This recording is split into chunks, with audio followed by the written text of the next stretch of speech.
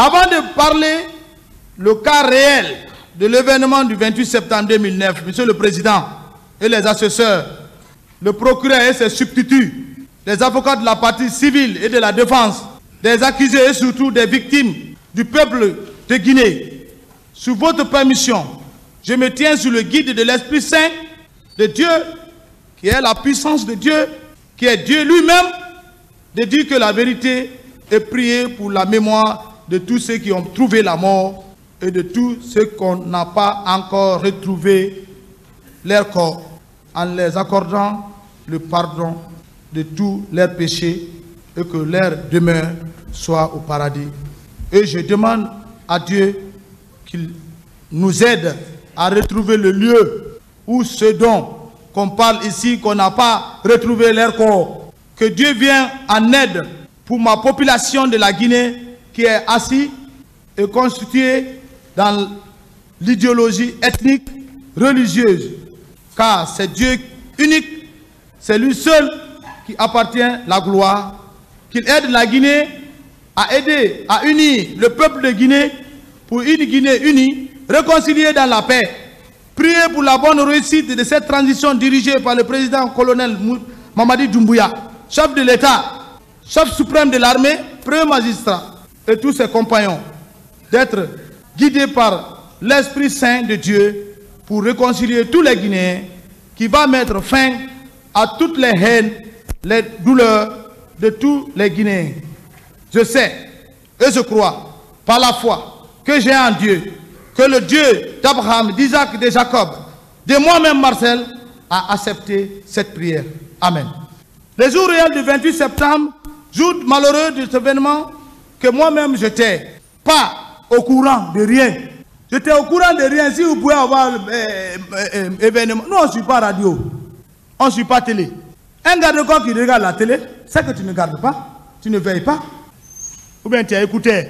Quand je vois certains gardes même, tu as écouté comme ça, là, tu ne peux pas faire la sécurité. La sécurité ne doit pas avoir, ne pas avoir, si ce n'est que la communication entre vous. Un militaire ne doit pas lire le journal. Ça, c'est les consignes particuliers d'un militaire. Un militaire doit être apolitique. Je n'étais pas au courant. Ce que Touba a dit ici, que c'est le président Dadis qui m'a envoyé l'appeler. Ce n'est pas du tout passé comme ça. Il faut qu'on soit clair. Je suis un vrai Thomas. Le matin, malgré mon état de santé qui allait un peu mieux, j'ai dit bien un peu mieux, mais pas totalement. J'ai décidé de partir rendre visite au président Dadis, qui ne faisait que 300 mètres de notre bâtiment. Parce que cela faisait quelques jours qu'on ne se voyait pas. Qui d'ailleurs ne s'est pas soucié de me demander où j'étais. Mais la trahison était déjà acquise. Cela n'a pas commencé par moi-même, car beaucoup de chefs d'État ont trahi les gens qui lui ont aidé au pouvoir. C'est une vérité incontournable que chacun de nous connaît, certains sans les citer pour le respect de leur nation. Monsieur le Président du tribunal et assesseur, ce matin, arrivé au salon du président, j'ai entendu un grand cri de colère incontrôlé du président Moussa Dadis Camara, entouré par sa nouvelle force, c'est-à-dire sa garde parallèle. C'est une réalité.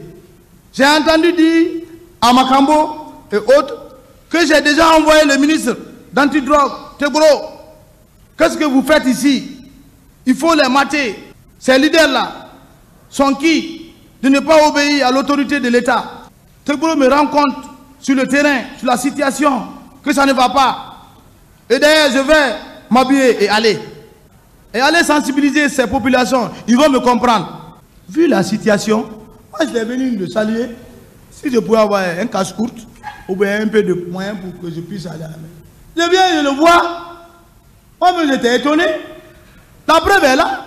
Même tout ici, au tribunal, ici, quand il veut parler, il va te... Tant pis, si tu veux son comportement là, il faut prendre. Si tu ne veux pas, il faut laisser. Mais en tout cas, s'il veut crier, il va crier. Alors, vu la situation et mon état de santé, j'ai replié. J'ai quitté Douai. Le président Dadis ne m'a pas vu. Il ne m'a pas vu. Parce que quand tu es en colère de sorte là, même quelque chose se passe autour de toi, tu ne peux pas voir. Il était incontrôlable. J'ai décidé moi-même d'aller réveiller le commandant Toumba. Ce n'est pas Dadis qui m'a envoyé. C'est moi-même qui ai parti le réveiller. Qui était mon chef direct. Je lui ai dit, mon ami, le président est dans un état ce matin incontrôlable. Il faut ta présence pour le calmer. Tu vois, moi, je parle difficilement. Le commandant Toumba ne m'a pas discuté. On est sorti de sa chambre, arrivé à l'escalier de la deuxième étage où j'habitais. Je voulais remonter, il me dit, M. Toumba m'a dit, Marcel, non, accompagne-moi. Et j'ai obéi. Dès que le commandant Toumba et moi étaient arrivés cette fois-ci, c'était dans la chambre du président où on lui a trouvé dire, c'était presque de l'ordre. Et c'était de l'ordre qui donnait à son chargé d'opération, Makambo, qui était aussi bien armé et avait des pick-up à son sein. Oui. Et des hommes. Il faut les mater. Le pouvoir est dans la rue. Je dois même partir pour les sensibiliser. Ils sont qui? Ils parlaient sans contrôle, sans contrôler. Ça, c'est son habitude. Si tu veux être avec lui, il faut être habitué à ça. Mais ces jours-là, c'était plus que ça. Je ne sais pas pourquoi il est agité toujours comme ça. Un chef d'État. Moi, en tout cas, j'étais étonné, sans maudire. Lorsqu'il a dit ces mots, le commandant Toumba a donné des instructions fermes de ne pas permettre au président de sortir. Même la garde du salon, au commandant du salon. Le commandant du salon s'appelait Mohamed Kondedi Escobar, un homme loyal, discipliné, malgré son niveau d'études. J'ai beaucoup parlé de lui ce matin.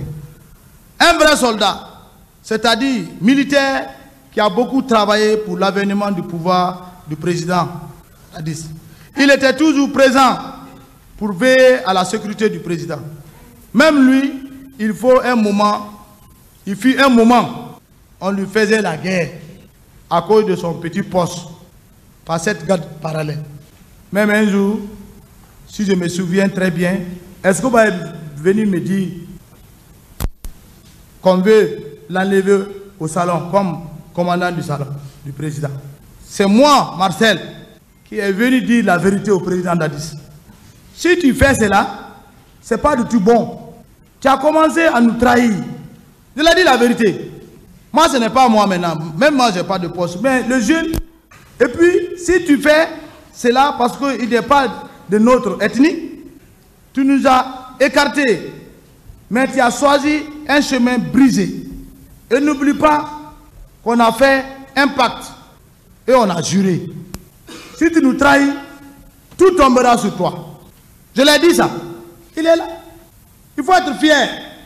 Ce jour-là, monsieur le président du tribunal, j'étais fâché. Il m'a appelé. Je lui ai dit, vous savez que mon père est malade et paralysé. Laisse-moi rendre visite pour son traitement. Le président me dit, ok, j'ai compris. Salut ton père pour moi. Il connaît mon père. Le président a dit, il connaît mon père. Il a vu mon père. Lorsqu'on est parti à Massanta, quand j'ai dit on a voyagé. À notre retour, on est parti trouver mon père paralysé, couché, avant le décès du général Lansana Conté. Dès qu'il est rentré, mon père s'est levé, il s'est assis. Mon père dit, après le général Lansana Conté, tu seras président. Il a regardé comme ça. Il dit, mais je te confie mon fils. Voilà un fils qu'on t'a confié et que tu l'as abandonné. On était en route ce jour de Massanta, Conakry. Il a évoqué le colonel privé est témoin de ça. S'il veut, il n'a qu'à dire oui. S'il veut, non. Mais il connaît consciencieusement. Il dit, ah, ton père est un raton. Il dit, moi, mon père a fait la Havane. Il a fait la gendarmerie. C'est les premiers gendarmes du président Sékou Touré. Ils sont allés faire les cours de la gendarmerie. Mais il est à la retraite. Voilà, il est paralysé. Mais ce n'est pas moi qui l'ai expliqué. On est venu ensemble, on est rentré ensemble. Et il a dit la prophétie de ce que vous avez entendu. Donc, et on a quitté sur ça. Donc déjà Dieu a accompli. Entre parenthèses. Bref, Bref, ça c'est un entre parenthèses. Lorsque le commandant Toumba a donné l'ordre au commandant du salon que personne ne sort, et même le président lui-même, il est sorti, reparti vers son bureau. Et moi, avec l'attitude du président, j'étais si stupéfait. Il ne m'a même pas vu, tellement qu'il a agité. J'étais arrêté seulement au coin, je le regarde.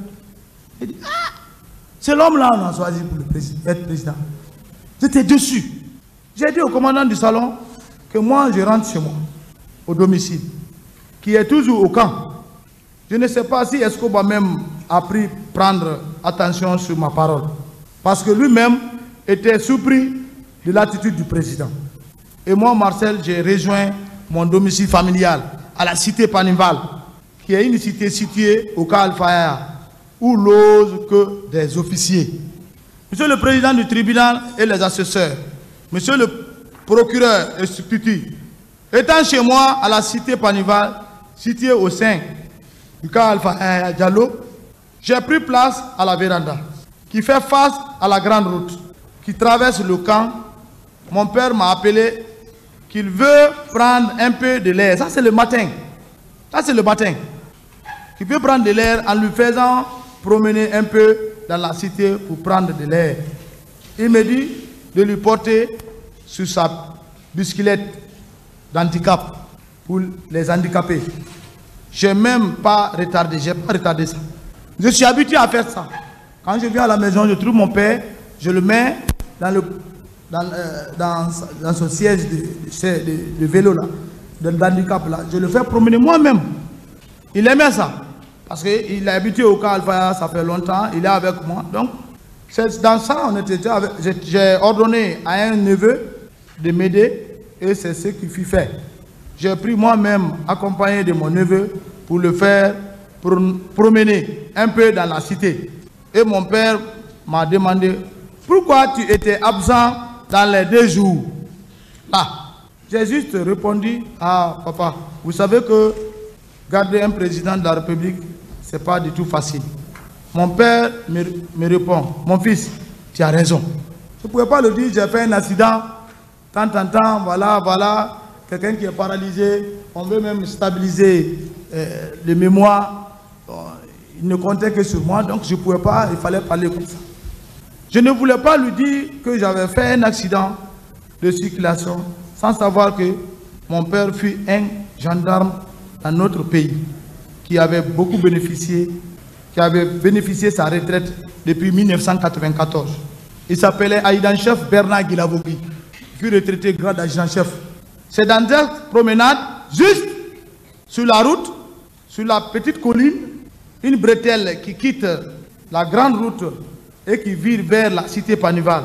Au moment où je tournais pour remonter au domicile, j'avais déjà dit à madame de chauffer de l'eau pour la toilette de mon père. C'est au bord de cette route que j'ai vu une cortège qui quittait vers la présidence pour la ville. Mais avec une allure dégagée. J'ai reconnu, en tout cas, c'est comme si c'est le président qui était dans la voiture. Parce que les gens qui étaient là, j'ai entendu Dadis. Il est sorti. Il était accompagné de plusieurs pick-up. J'ai dit à mon neveu, remonte vite à la maison. Remontons vite à la maison. Tu vois, le président est sorti. Et nous sommes revenus à la maison. Mais mon père écoutait notre conversation.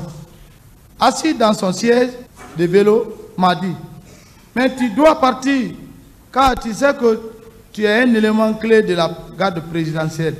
J'ai répondu à mon père, d'accord. Et on est arrivé à la maison. C'est comme ça que c'est passé. Ça, c'est le matin. C'est au bord de la route. J'ai placé mon père dans sa fauteuil au salon pour préparer sa toilette. Et quelques 5 minutes, j'ai vu un ami arriver sur une moto, Safari. Il s'appelait Ibrahim Ousmane Souma, dit Tyran, paix à son âme. Il est mort en 2022. Il était affecté, je crois bien, dans la préfecture de Guinée-Mali. C'est là-bas qu'il servait. Il est mort à la clinique internationale ici, À ce moment, j'étais en prison à Kindia. Parce qu'on m'avait, au temps du le professeur Alpha Condé, je ne sais pas qui a animé l'administration, on m'a déféré nuitamment. J'ai fait 2 ans dans la prison de Kindia. Il m'a dit, mon ami, le président est sorti. J'ai dit oui, je l'ai vu, avec sa cortège. Lorsque j'étais avec mon père, tout de suite, mais pour me rassurer de plus, je lui ai demandé, il est parti avec qui?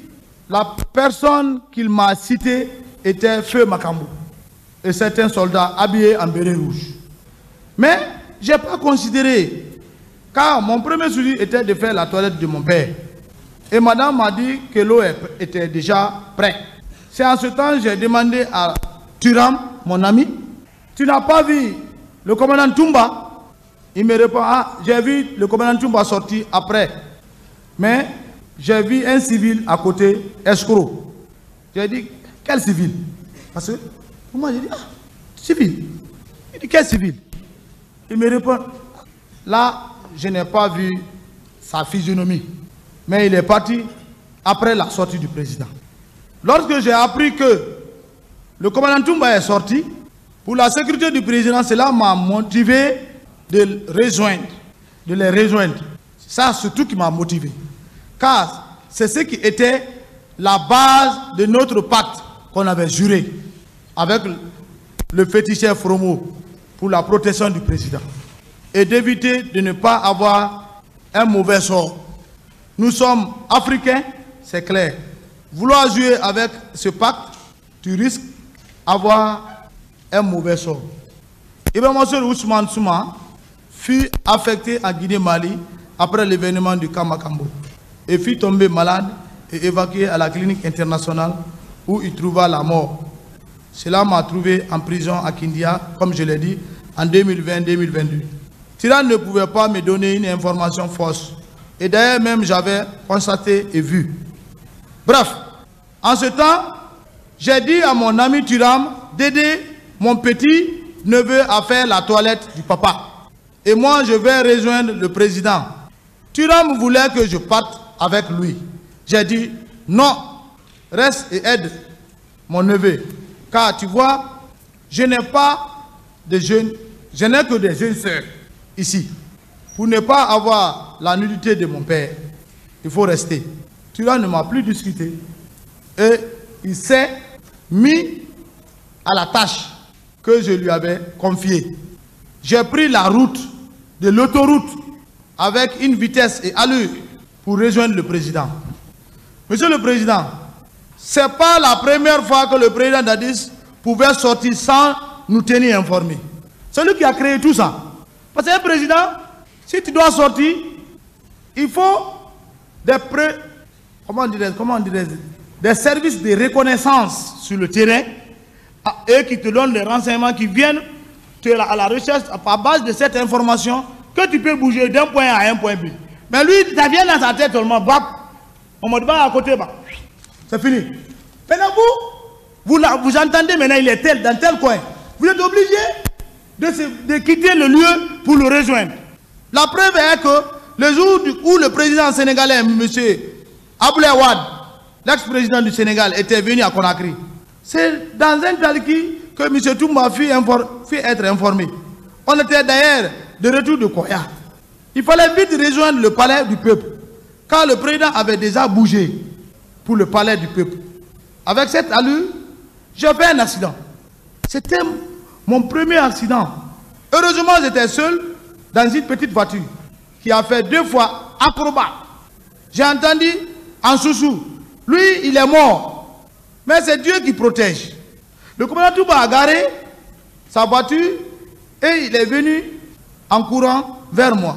Et il m'a vu sortir nonchalamment et doucement dans la voiture.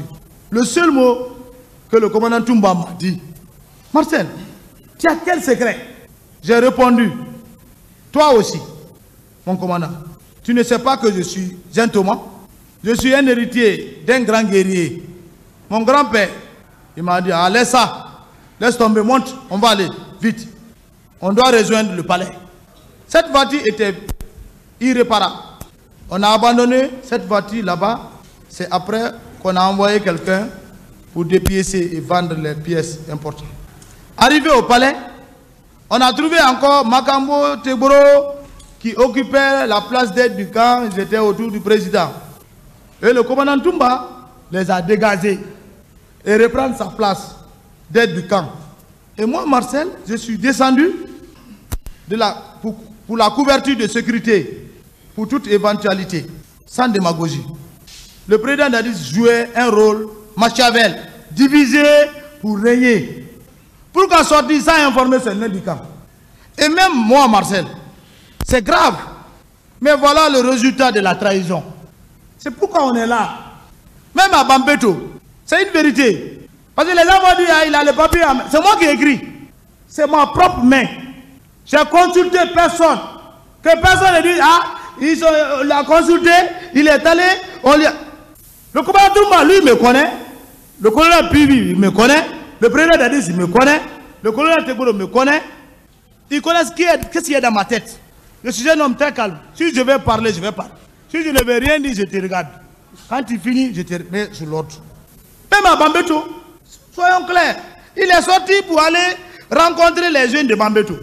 Et Bambeto, un président, tu dois sortir comme ça, Faou. Bambeto cause Amdelay.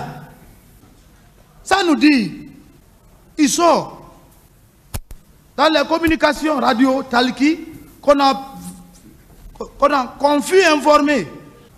Arrivé à Bambeto, on a trouvé que tout était déjà prêt. Il était même prêt en position de faire son briefing.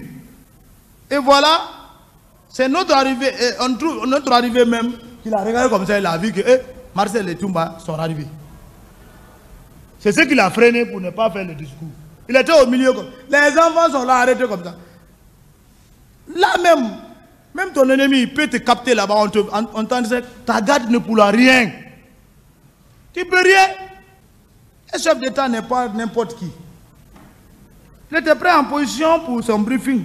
Et voilà le colonel Tegboro qui est arrêté derrière M. Dadis. Le commandant Toumbarek lui a dissuadé avec stratégie. Et moi, Marcel, je suis allé devant, m'arrêter devant. Lui, entre les jeunes et lui. Toumba, lui, il est derrière. Je suis allé m'arrêter entre lui et les jeunes de Bambeto. En vérité, le lieu était suspect. Mais les jeunes ont écouté son discours. Il a fini. Et tout est passé très bien. Et on a dégagé le coin. C'était la joie. Parce qu'il a promis tout ce qu'il fallait. La transition, comment il a tenu. Il a tenu un discours quand même loyal.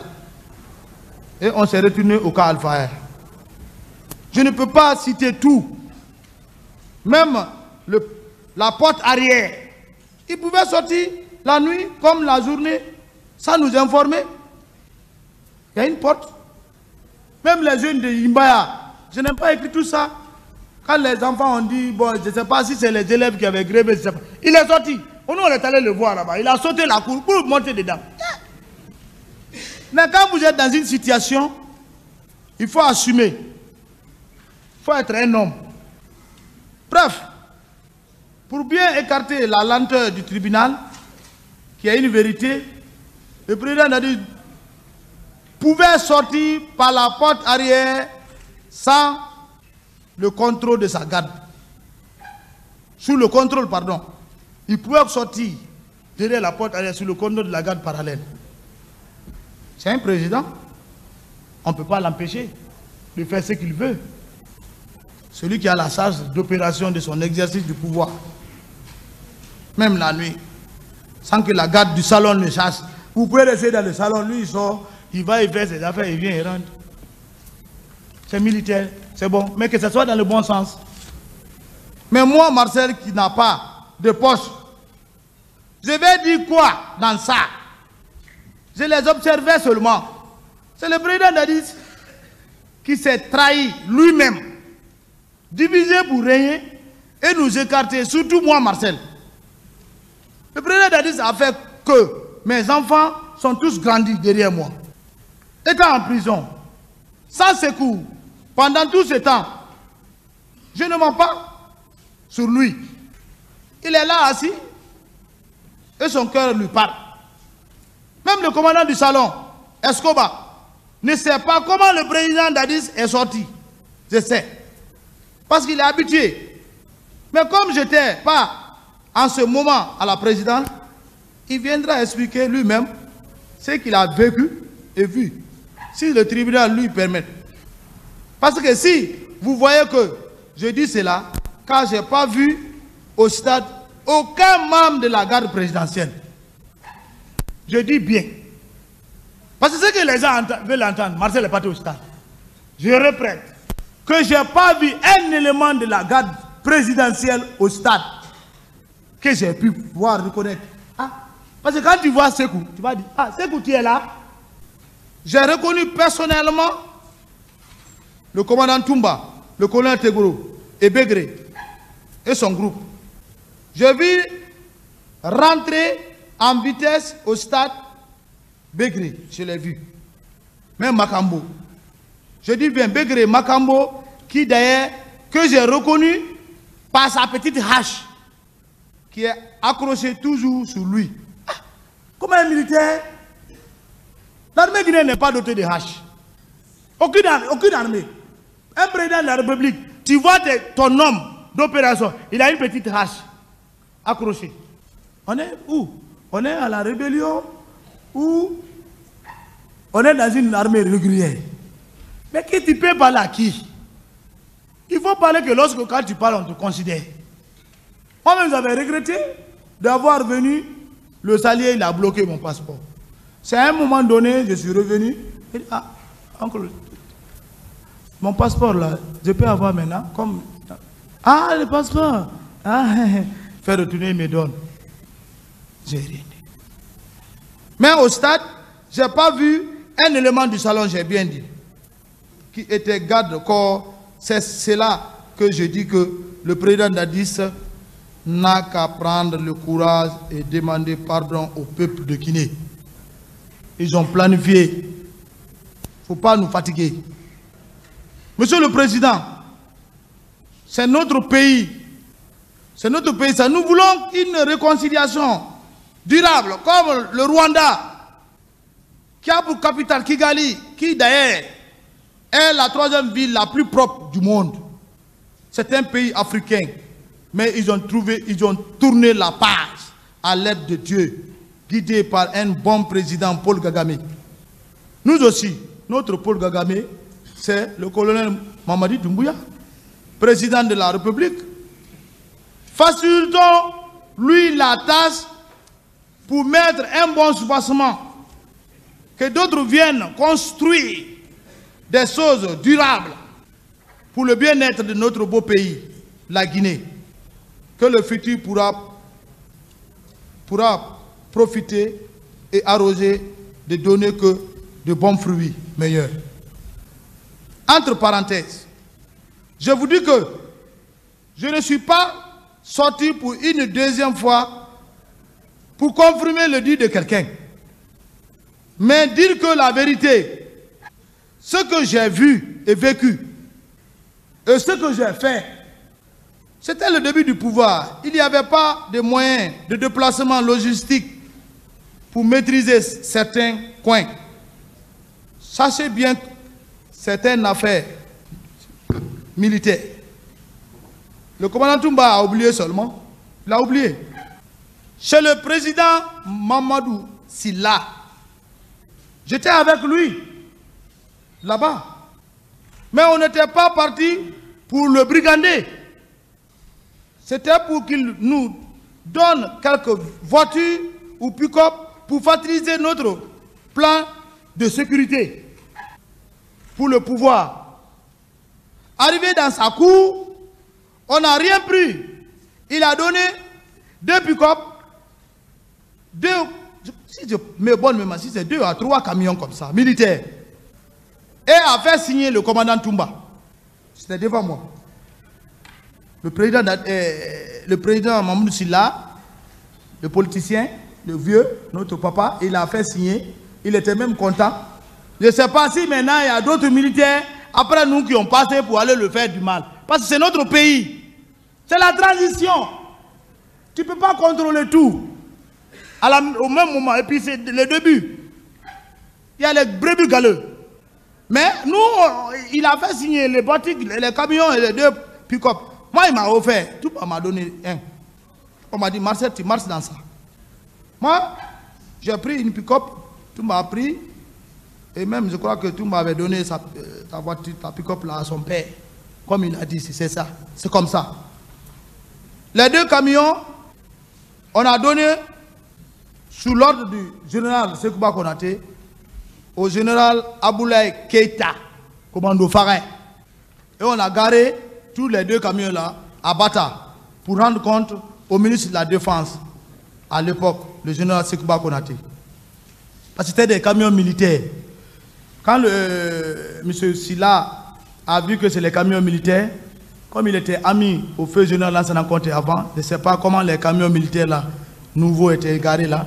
Donc il a livré, ça, il dit, hey, ça, en bon sous, envoyez ça là, ça c'est pour vous. Mais les 2 là, je vous donne ça. Il fait signer le commandant Touma. C'est comme ça c'est passé. Je ne sais pas maintenant s'il y a d'autres militaires qui sont venus après nous pour venir faire les pillages chez lui. Mais à ma présence, non, ce n'est pas, il n'y a pas eu de pillage. Lui-même, il peut en témoigner cela. C'est cela, c'est tourne cette histoire. Rien n'a été brigandé. Devant moi, c'est M. Mamadou Silla, l'homme de vérité et de conviction, et bon devant moi. Voilà, M. Marcel, on va se limiter là. On va prendre une petite pause. L'audience est suspendue.